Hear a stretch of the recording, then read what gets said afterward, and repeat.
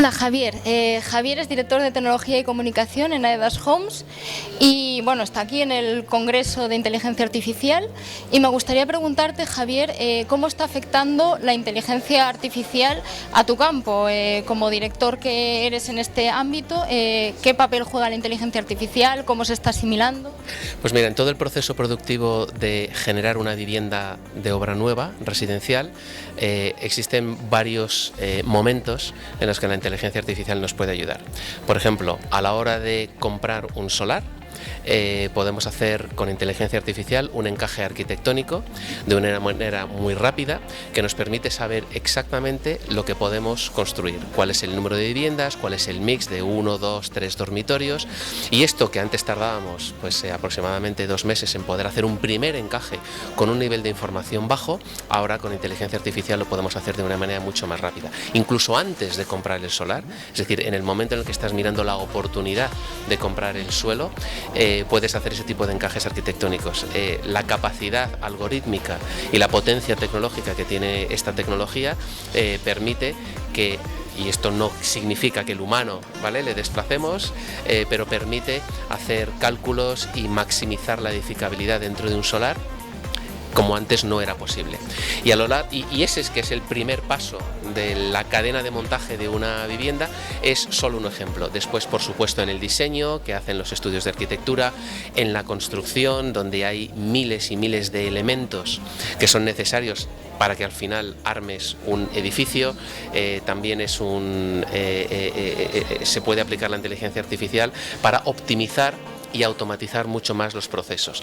A la hora de explicarle y atender a los clientes sobre la vivienda que todavía no existe y que van a comprar dentro de 2 años, podemos utilizar asistentes que optimicen ese tipo de experiencia y por supuesto en la parte de entrega. Por lo tanto, en toda la cadena podemos utilizar en distintas fases este tipo de tecnologías que son tan prometedoras. Suena muy interesante, pero ¿y entonces el humano en este punto dónde queda? ¿Van a desaparecer los arquitectos y los ingenieros o cómo se está compaginando esta producción de la IA que al final pues ayuda, automatiza pues con el empleo y con estas personas que al final desempeñaban pues este cargo? Para nada, las personas siempre van a estar en el centro y siempre van a ser importantes. No te va a quitar la IA el trabajo, te lo va a quitar alguien que sepa manejar la IA mejor que tú.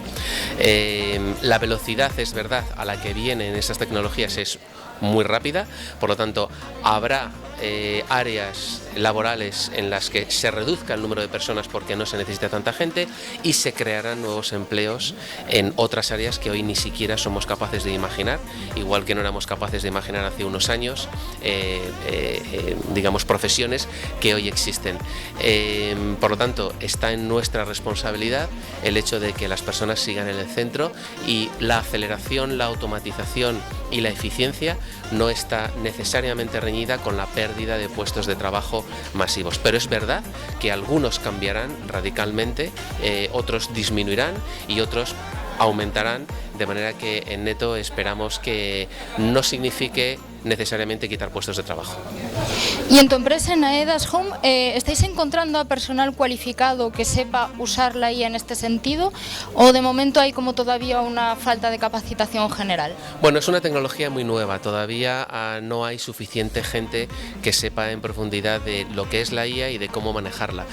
Por eso es tan importante la formación de las personas que tú ya tienes, que saben del negocio, que son expertas en lo suyo y que lo que necesitan es una recapacitación para poder entender que en este mundo nuevo todo lo que necesitas es una buena descripción, hacer las preguntas correctas para que haya, digamos, una inteligencia artificial, en este caso generativa, que te pueda responder y que pueda, digamos, asimilar mucho más rápido contenidos, porque es capaz de aprender a toda velocidad y que luego pueda darte las respuestas adecuadas. Por lo tanto, enseñar a la gente cuáles son estas capacidades y cómo hacer las preguntas correctas es una parte que es importantísima. Pero eso no significa que necesites gente completamente nueva, significa que la que tienes, la tienes que reeducar o reformar para que le saquen más partido. Y luego, dentro de unos años, todo el mundo, pues igual que hoy viene con muchísimo conocimiento digital, todo el mundo que contrates en cualquier empresa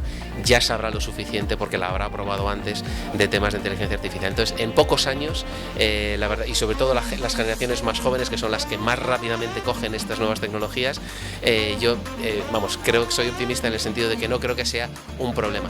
Pero hay que formar a la gente actual, sobre todo para que no se quede desenganchada de lo que son estas nuevas oportunidades.